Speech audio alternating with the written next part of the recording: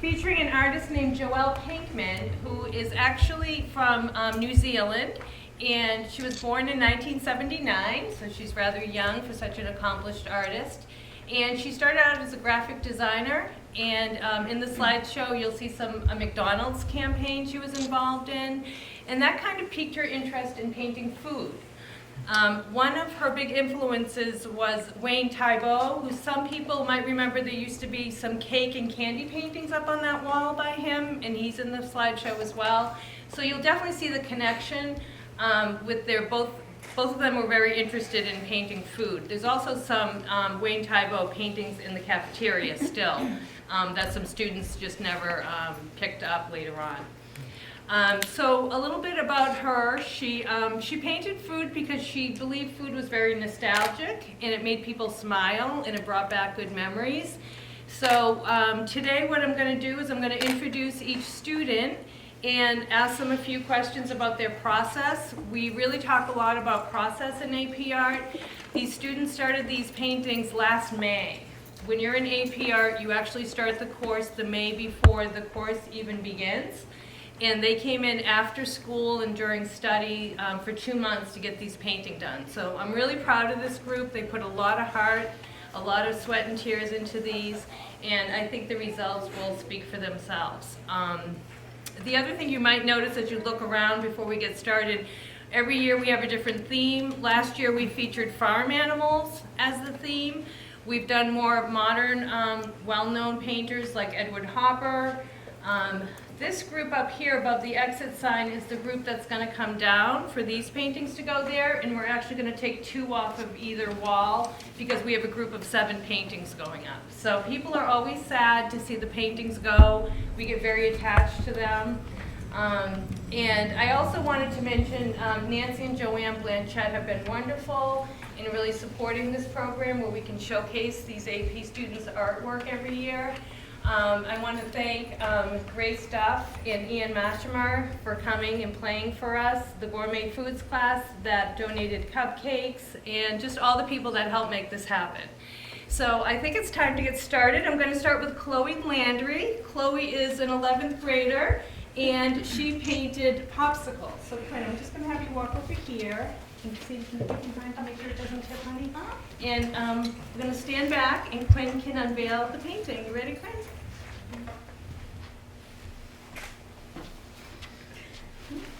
It's a 2-man job. How should you do it? Just pull it down. Here we go. I'm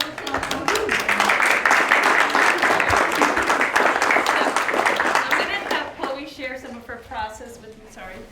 So Chloe, can you tell everybody what was the most challenging part of making this painting? The most challenging part was probably figuring out the layers and trying not to make it like blocky and like 2D. That was probably the hardest part. And what was the most enjoyable part? Taking the time every once in a while to like step back and look at the progress that I've made, because I know I kind of got in my head a little bit. So Yeah, good. So is there something that you learned in the process that you would take with you in the future? probably that when you're copying another artist, it doesn't have to look exactly like theirs. Like you can take your own take on it. Yeah. Good, awesome. Well, thank you very much. So next I'd like to introduce Reagan Blomquist. She's also a junior, and she painted cola glass. Ready, Quinn? Awesome.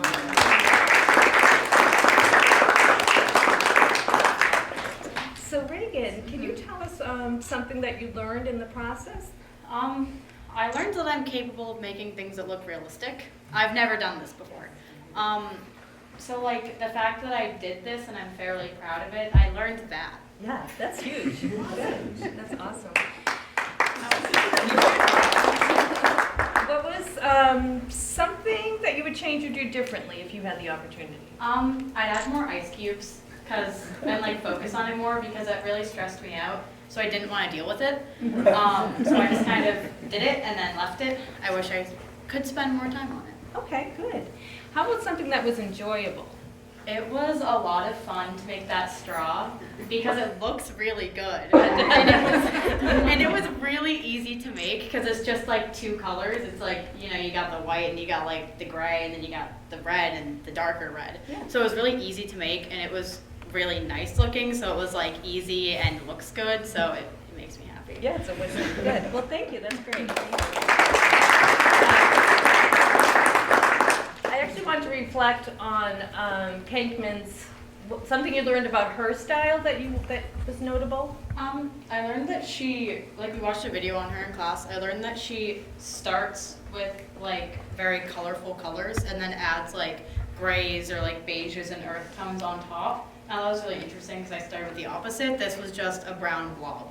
And then I added on like blues and oranges and stuff like that to make it more interesting, but she started opposite and I found that really cool that we could both do it like same thing, different ways. Yeah, reverse order. Cool. Okay, well, thank you.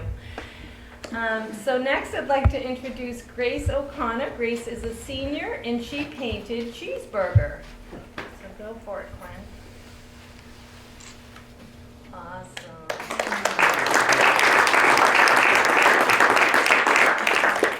So Grace, can you tell us something that was challenging about making this painting? Something that was challenging was getting the texture on the burger right, because a lot of the other things like the lettuce and the bun were smooth, but burgers aren't smooth, they're like lumpy. So it was hard to get like the highlights and the shadows like looking natural without it looking like too perfect, I guess. Yep, I get that. What was enjoyable about the painting? The thing that was enjoyable was shading the lettuce and the cheese, because like Reagan, I originally started with like blocks of color, so like the lettuce was just straight green and the cheese was like that orangey yellow color. But adding in highlights and shadows, it was really fun to make something that was like 2D look like wavy in 3D. Good, excellent. Is there anything about Pinkman or her style that surprised you or you thought was noteworthy? I found it interesting that like she used her own paints, or like she made her own paints with pigment and like egg yolk to stick together, and that she her painting process is like really different than some artists you see. Like Reagan said, she does like all the different colors and layers them, and it's cool how her mind works that she can do that. It was also interesting that I decided to wait till after the students were done with the paintings to see her process, so they wouldn't be too influenced and they could kind of solve the problem and create their paintings their own way. So it was kind of interesting to look back on how she did hers. Great, good job, thank you. Thank you. Next we have Gianna Gray, who is also a senior, and Gianna painted Stone. Ready?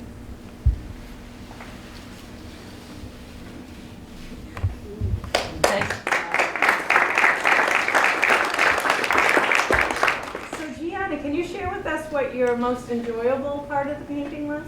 Yeah, I had a lot of fun painting the grays and the whites during this cream cheese because it's a lot easier to blend with colors that are gray toned than other colors, and it was just really fun to do and just like blend it all together and stuff.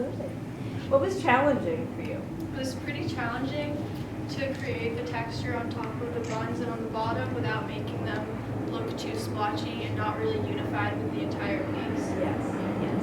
And is there anything about Pinkman or her process that you kind of took with you that was noteworthy? Yeah, I actually thought it was super cool. Like when Grace said she mixes her own colors with like egg yolk and random things, they actually go bad after the first day that they are made. So every single day she has to go back, remake the exact same colors, put them right back on her painting every single day. Yeah, yeah, very time consuming. Yeah. Definitely.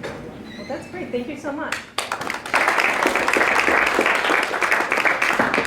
So next we have Nicole Powers. Nicole got a really challenging one, and she was a trooper to stick with it. This one is very British. It's called Hand Cut Crisps. Go for it, Gwen. Oh, nice job.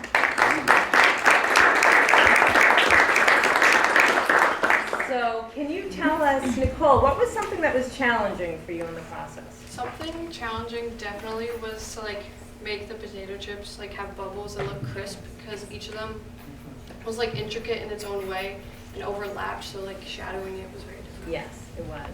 What was enjoyable about the process? I liked how each potato chip was like different in its own way, and some of them were like more burnt than others. Cool. Is there anything about the process that you would do differently if you had the opportunity to? If I were to do something differently, it would definitely go back and probably make them look more like burnt. I don't know, it just didn't reach my standards as Yeah. much. Yeah, I get that. I think you came up great, but I understand that. Good job.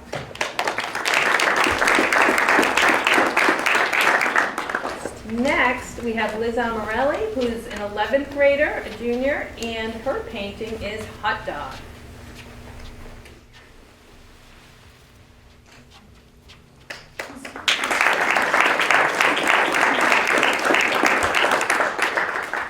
So Liz, let's start with something that was enjoyable about making this painting. I really liked painting the mustard on the hot dog just because it adds a pop of color and it makes it look more exciting. How about something challenging? Getting the texture on like the inside of the bun was really hard because Joelle Pinkman in her actual painting used a lot of like different colors like purples and greens, so it was kind of difficult trying to make it look similar to that but also making it look realistic. Right, good. How about something about her or her process that surprised you? Anything that hasn't been said already that was surprising to you? I think it's been covered pretty well, but I know I was surprised that she made all of her paints every morning with like egg yolk. It was just, I didn't realize that paints could be made like that. Right, right. It's a very ancient form of making paint. It was actually replaced by oil painting, so that's how old it is. But yeah, great. Thank you very much. Great job. And last but not least, I want to mention that Max Beckerman could not fit the class in his schedule, so he comes on his own time and does an independent study with me. So he has just been extraordinary and working really hard, and still part of the group. So Max painted Milkshake. Go for it, guys.